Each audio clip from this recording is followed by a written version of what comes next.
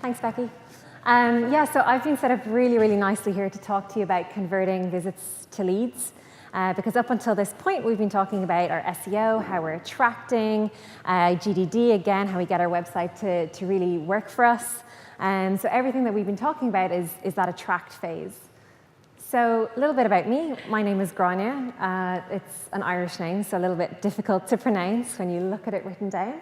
I'm a channel consultant with HubSpot in the Dublin office, so it's our EMEA headquarter. So in that office, what I'm doing is I'm actually working with HubSpot customers and partners to help them to use inbound marketing to grow their business. So I'm talking to businesses day in, day out, talking to them about how they can improve their online presence to grow their business. So this is a version of what you've seen from a lot of the other speakers here today. It's the inbound methodology. So what we've learned is how to attract strangers into visitors to our site. And now what I'm going to focus on is turning those visitors into leads and qualifying those leads so that you can pass them on to sales where they can be closed into customers. And of course, then through this process, they're becoming promoters because they're being approached in the right way. So we've all got websites. I think you all put your hand up there when Ross asked the question. So you've all got websites. We know that that website has an element of traffic. Maybe we can grow that traffic, but what about using the traffic that's already there to convert those into leads? Because what we want to do is actually ensure that we're using our website as an extension of our marketing and sales team. So again, very similar to what Ross alluded to in his growth-driven design presentation. So the agenda for today is really starting from the basics. How do you convert traffic? Then thinking about, where do you start? You're sitting here in this room. You're interested in how you can actually implement this and where you can begin to do that. Then we're going to dig into the anatomy of a conversion path. So we've talked a lot here today about testing things, making sure things work, reiterating. So I'm going to give you share with you some benchmarks from HubSpot that you can use to compare yourselves against and understand where are the opportunities for improvement potentially. And then finally, not all leads are created equal. So I'm going to show you how to nurture those leads to qualify them.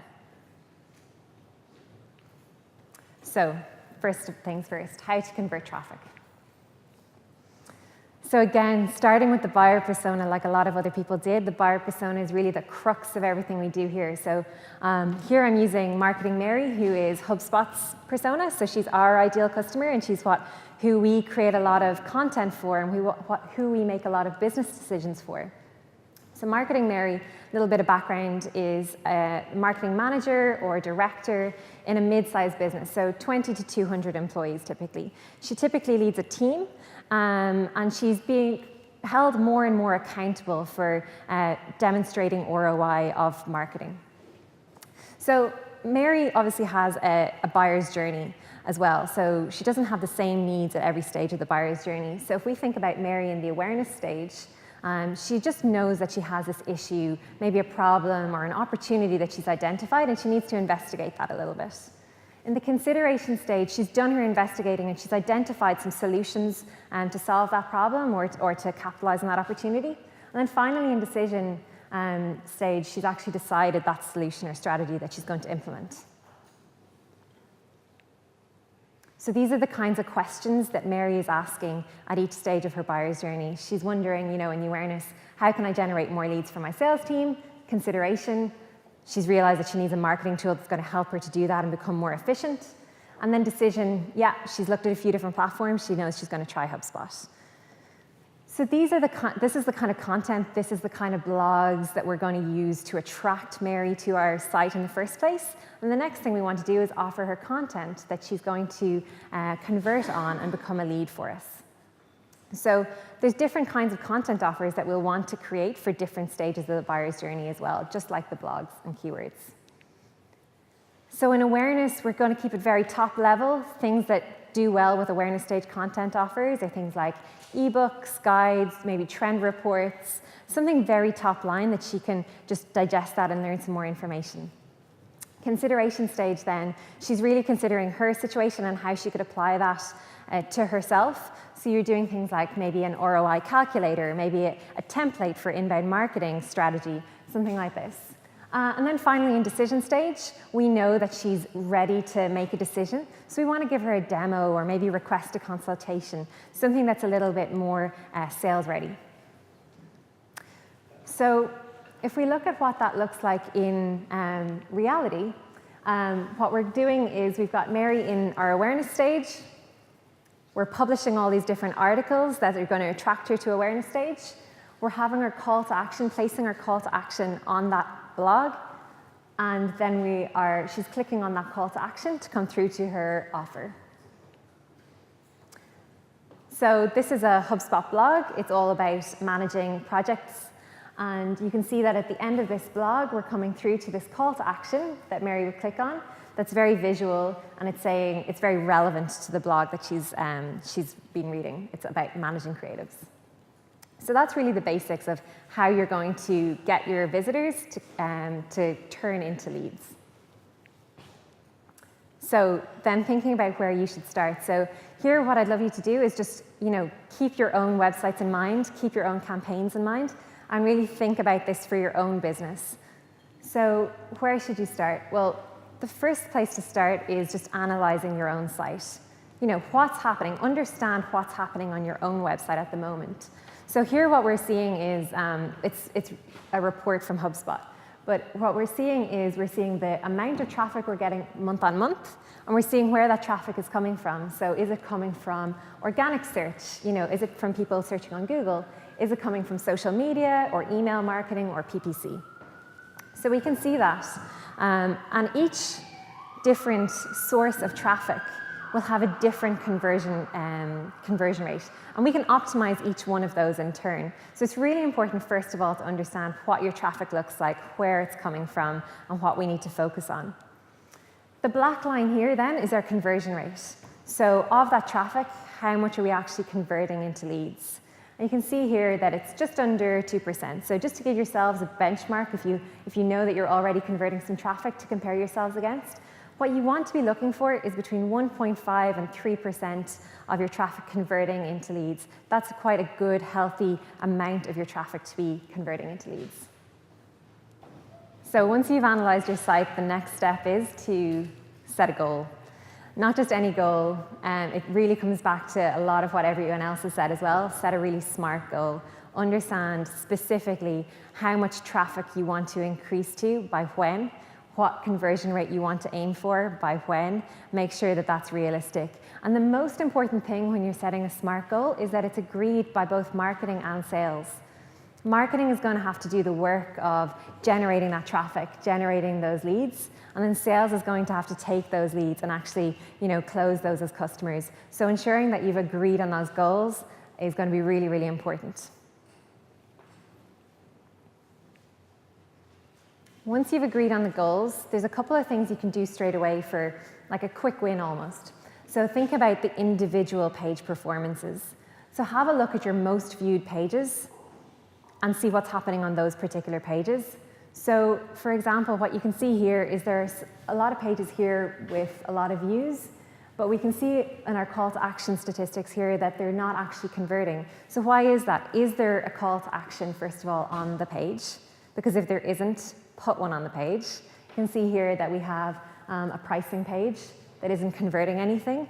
Perfect opportunity to have a demo call to action. And if there is a call to action, well, we need to really dig into that conversion path. What's happening? Why aren't people converting on that conversion path that we have available for them?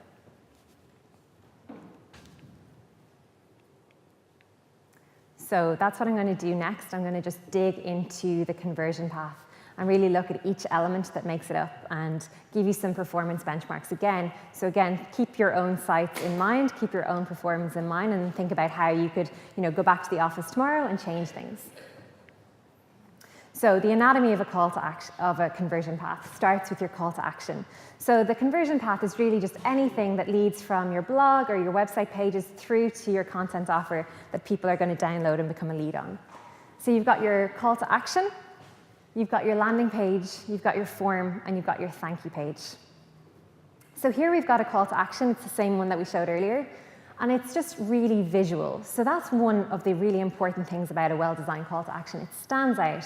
It's also really clear as to what it is. It's a free ebook. It's about managing creatives. It's got actionable language. It says, get your ebook. So everybody knows, looking at that, what they need to do to get their ebook and what it's about. So that's good. We follow best practice in terms of creating our call to action. Now we want to understand, when it's been live for a while, well, has it worked for us?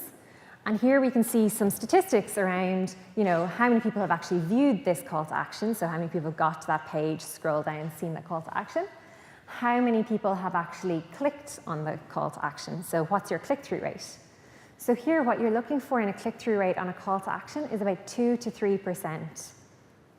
So this is quite a well-performing call to action, but it doesn't mean that there's not things to improve. But if you're thinking about your own sites, just look for that performance rate and click-through rate of your call to action. So if you're not getting that 2 to 3% click-through rate on your calls to action, what are some of the things you can look for? What are some of the things you can test to see if you can improve that performance? Well, the first thing is check its placement. So think about it again from your user's point of view. Does it stand out?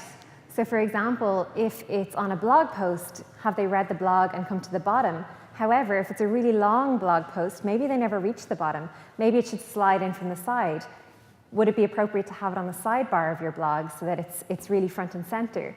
And so think about, actually testing around where you're placing your call to action on your page. The next thing is, does it stand out? Is it going to, jump off the page at people? Will people notice it? So here, it's really important to use a contrasting color to your page. So something that's actually going to stand out from the background color and from the rest of your text. Is it clear and easy to understand? Something that I've seen quite a lot is a blog, and then at the end it'll have a very simple call to action that says, get ebook. And you're thinking, well, what ebook? What's this ebook going to tell me? Why would I want to get this ebook? So just really clearly tell the visitor what they're going to receive. It's not just enough to say, we've got a free ebook. Why do I care about your free ebook? Tell me why it's important to me.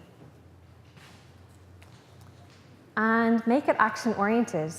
Use verbs like download now or register, watch something now.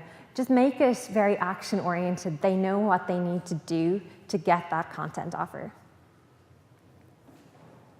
So this is the kind of thing that you can look at and implement on your own calls to action and see, are you following all of these rules? Is there something that's not working that you could test around and play with?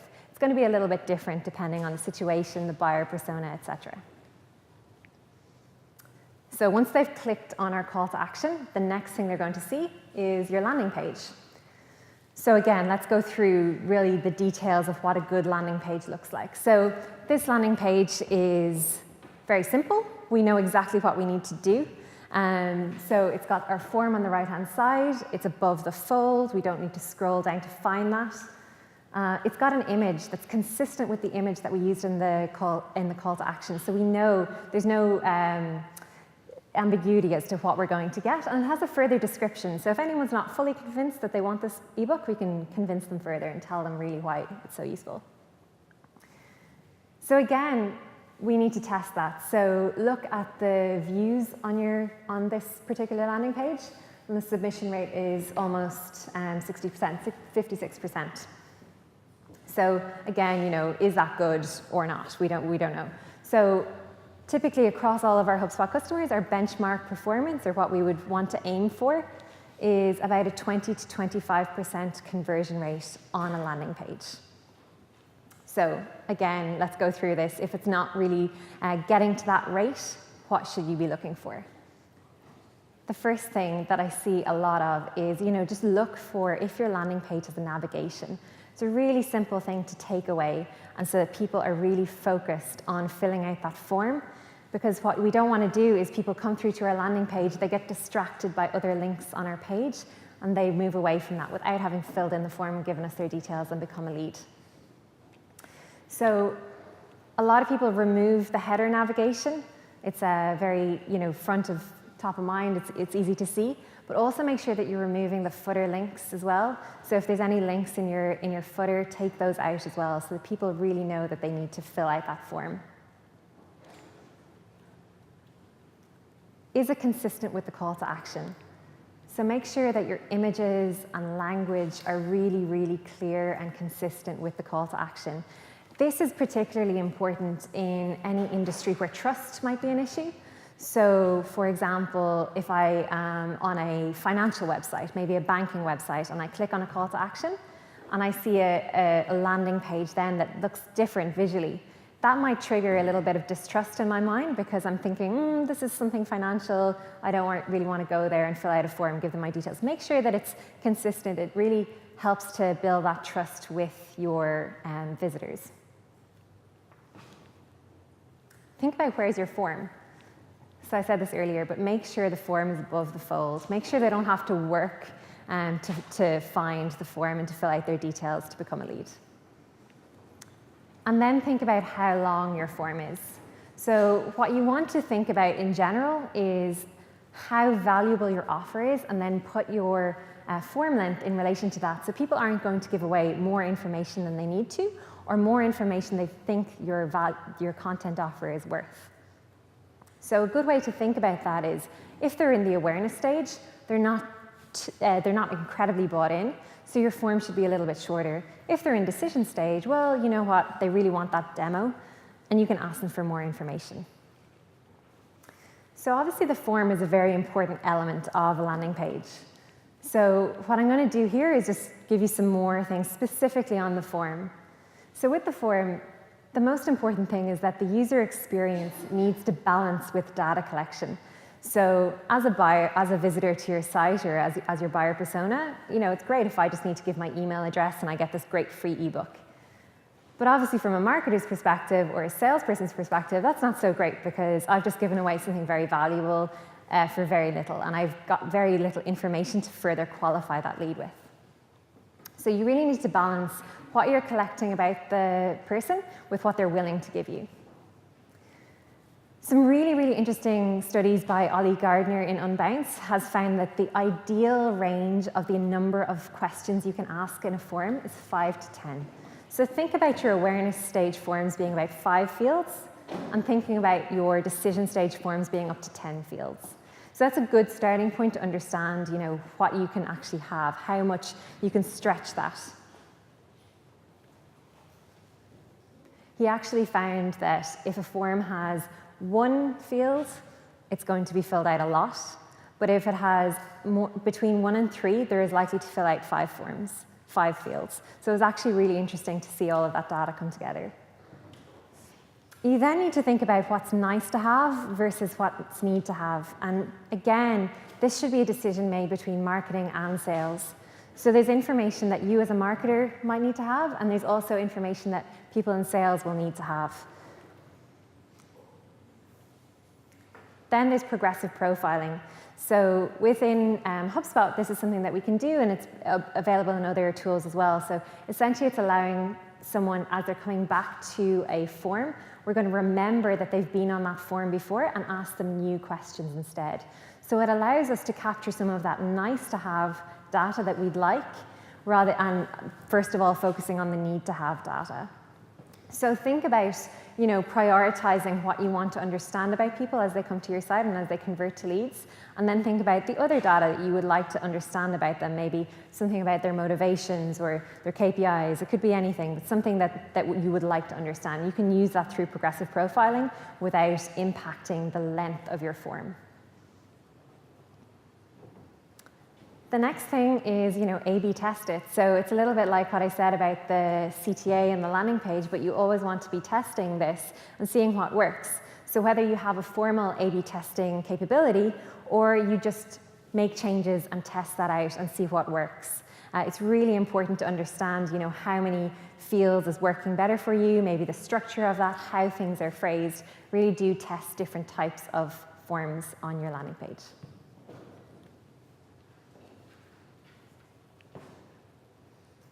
So finally, once they've filled out the form, they're going to come through to a thank you page. So the thank you page is Very simple. It's where we're going to give them what they've wanted, what they filled out their form for, the content offer. So this is an example from a HubSpot customer. And what we can see here is that we have returned the navigation. So now that they've given us their details, they've got their content offer, we want to make sure that they're interacting on our site and they're free to roam around as much as they want and navigate to other pages. We also want to deliver the offer, so obviously very important to thank them for downloading the ebook or guide and give it to them, give them the offer so that they can have that. Further calls to actions are really important, and it's a great way to nurture people right after they've downloaded their first piece of content. So you can tell them, now that you've got this guide, we've also got these great blog posts that are about this subject, or you can see more content here. So it's a great way to think about how you can get them onto the next stage of the buyer's journey without even having to think about bringing them back to the site at a later stage. And finally, you've got social sharing. So again, something that's really important to get right, make sure that your social sharing on your thank you page leads to the landing page. You don't want to share your content offer for free on Facebook and Twitter. You want to make sure that those links are going to share your landing page.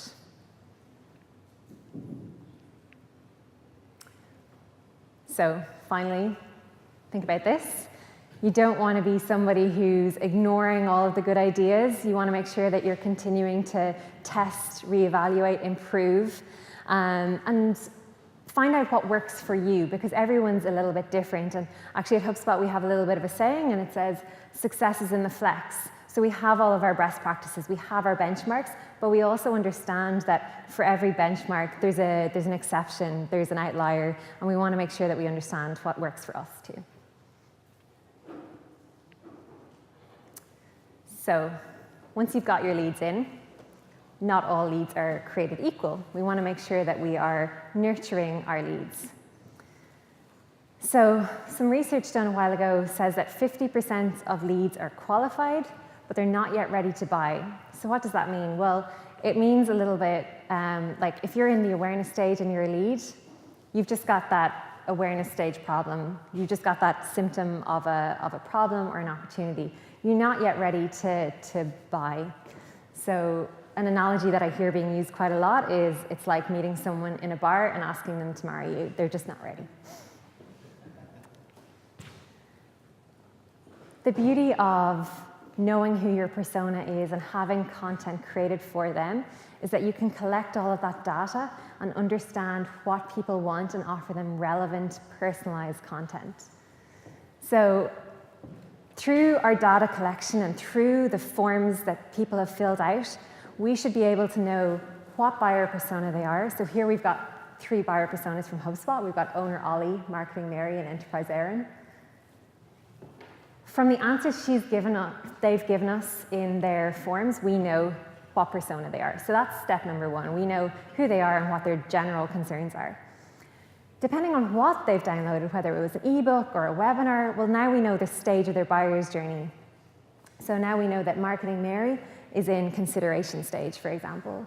And we know where they came from. So what was their original source? How did they find us? Was it social media? Was it email?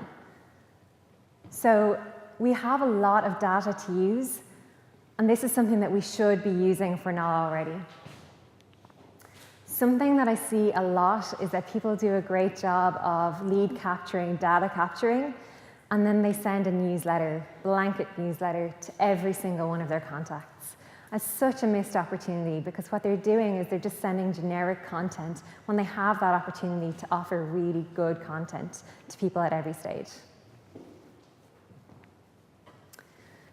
And segmented emails get 50% more clicks. So if you take the time to actually think about what you're sending and to who and for what stage they're in, you're going to get better results. You're going to get more interaction with your emails. So this is what we should be doing. We should be identifying who we're talking to, where they are, and offering them the right type of content. So what I'm going to give you here is a bit of a process that you can actually think about implementing for your own businesses, because the thing about inbound marketing is that it should be thought of as a real strategy. It should be thought about holistically.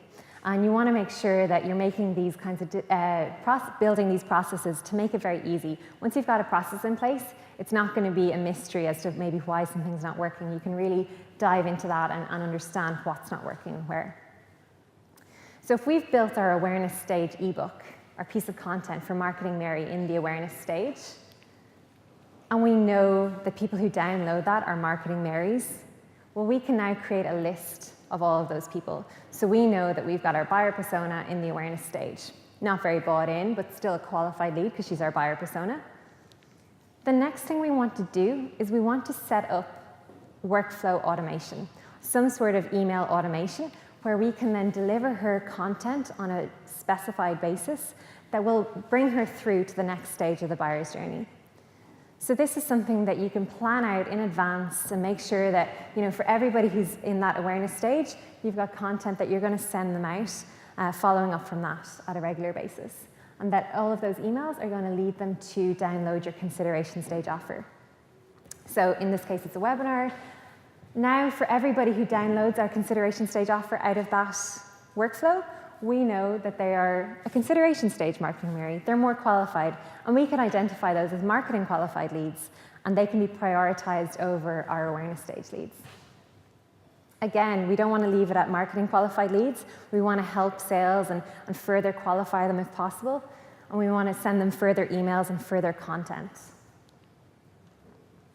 through to a demo. So anybody who's come to our webinar, well, now that's a perfect opportunity to understand that they're a little bit more bought in, they've interacted with our webinar, and they could have a really nice demo.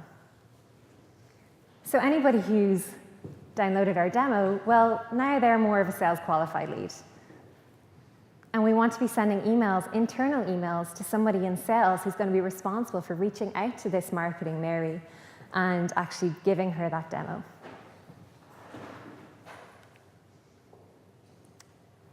So the benefit of doing all of this is that you're changing that inbound methodology into a cyclical process. So because when you've got a process in place, it makes this feed into itself. So here we're going to be attracting strangers into visitors. We're going to be converting our visitors into leads. We'll know exactly who our leads are and where they are in the buyer's journey. We'll be able to close those into customers. And because they've had that great experience of getting the right content at the right time, what they're going to become is promoters. And obviously promoters are going to use word of mouth, they're going to share on social media, and they're going to bring more strangers into the business. Thank you.